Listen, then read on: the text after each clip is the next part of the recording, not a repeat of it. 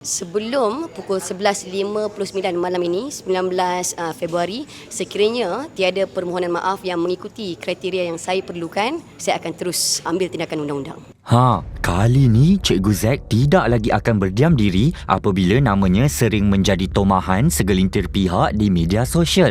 Siapa je tak marah kan kalau difitnah cuba untuk menyebarkan ajaran sesat kepada pelajar sekolah. Niat murni berkongsi ilmu nampaknya dianggap cuba merosakkan pelajar pula.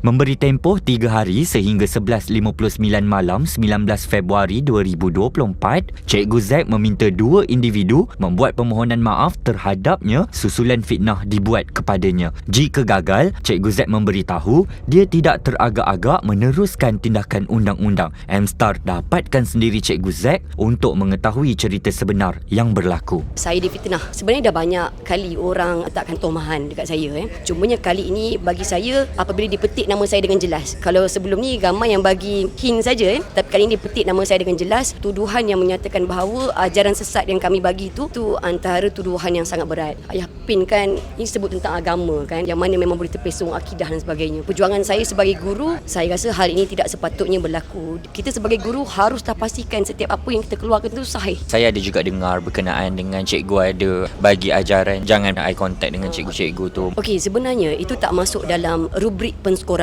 Rubrik ni maksudnya satu panduan yang mana markah yang dikira tu dari segi apa. Dan eye contact itu bukan salah satu daripada pengiraan pemarkahan itu. Yang diberikan itu ialah sekadar tip ataupun panduan untuk mengelakkan anak-anak murid rasa berdebar kan. Cikgu, selepas difitnah bertubi-tubi, ada orang yang terus geram dan juga mengeluarkan saman. Bagi cikgu pula, cikgu lapor polis dan juga beri masa tempoh 3 hari bermula daripada Jumaat. Sehingga kini, apa perkembangan? Bukan 3 hari itu saja yang saya tahan. Yang saya tahan sebenarnya dah 17 hari. Fitnah itu dilakukan pada 28 Januari. 30 Januari, kertas bertulis SPM Bahasa Melayu. Andai katalah saya marah pada 30 hari bulan, fokus anak-anak SPM saya akan terganggu. Jadi saya simpan berbagai emosi dan perasaan saya simpan, dan report polis itu pun sebenarnya 1 Februari. Saya tahan berbagai perasaan saya tahan sebagai menghormati anak-anak murid yang tengah menduduki SPM. Saya minta permohonan maaf daripada 2 individu. Iaitu yang pertama, yang kedua ialah saya masih lagi simpan nama beliau. Saya tak paparkan di mana-mana media kerana masih menghormatilah dan untuk menjaga mungkin emosi beliau ya. Perkembangannya itu sudah pun memohon maaf, sedangkan yang membuat kenyataan fitnah itu bukannya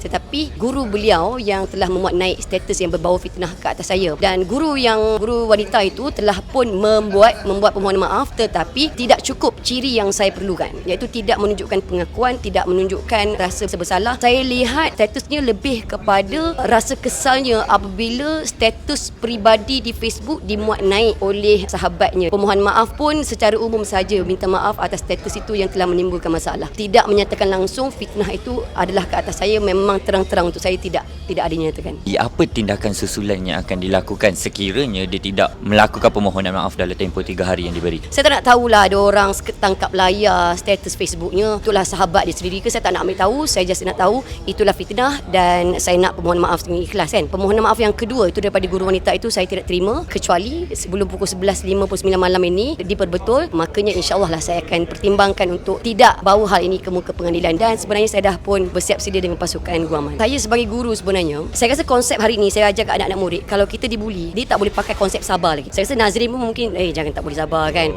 Sebab kita nak anak-anak kita sentiasa terlindung daripada tipu daya dunia ni, betul lah kan. Jadi apa yang saya lakukan, saya percaya saya sebagai orang Malaysia, kita ada undang-undang dan kita sebagai pendidik sentiasa ingin memberikan contoh kepada anak murid. Andai kata ada anak-anak murid saya dibuli, macam ini cara yang kalian kena buat. Sabar itu indah. Bagi cikgu sendiri, apabila selepas ini ada lagi berlaku, adakah cikgu akan ambil tindakan yang sama ataupun masih bersabar atau macam mana? Okey, memang sabar itu indah tapi sebenarnya apabila orang fitnah kepada kita kan, orang fitnah kita, bagi saya ini melibatkan kredibiliti dan juga maruah diri mempertahankan diri, mempertahankan maruah diri juga merupakan satu jihad. Saya mencari rezeki untuk mak saya di kampung. Saya tak nak orang meragui rezeki yang saya bagi kepada mak dan juga adik-adik saya kat kampung ya. Bila kita dah menjadi perhatian sebagai pempengaruh, semestinya kita pun tak suka semua orang. Mesti ada orang tak suka kita juga kan. Jadi itulah perkara yang saya dah terima dan saya sentiasa bersabar dalam menjadi pendidik insya-Allah. Ceritanya selepas ini kalau ada orang yang memfitnah, cikgu akan terus ambil tindakan ataupun meminta permohonan maaf, begitulah ya. Setiap yang menyebut nama saya dengan tuhmahan tanpa ada usul periksa, saya akan ambil tindakan. Selesai isu serius-serius kan, sekarang ni mungkin orang nak tahu siapa sebenarnya Cikgu Zack Kirana ni. Cikgu daripada mana, mungkin boleh ceritakan? Okey, saya sebenarnya adalah seorang guru bahasa Melayu dan dah pun berkecimpung dalam bidang pendidikan ini. Tahun ni masuk tahun ke-11 sebenarnya, dan saya mengakui saya tidak mengajar di sekolah. Saya mengajar di pusat tuition kebanyakannya, dan saya juga ialah penceramah bahasa di sektor-sektor awam dan juga swasta. Seperti saya cinta akan bahasa Melayu ni, saya memang menyambung pengajian dalam pengajian Melayu. Ijazah saya dan juga sarjana saya, master saya, kedua-duanya dalam bidang pengajian Melayu dari Universiti Malaya, dan sampai sekarang saya bekerjasama erat dengan Dewan Bahasa dan Pustaka dan juga banyaklah sektor awam dan sektor swasta.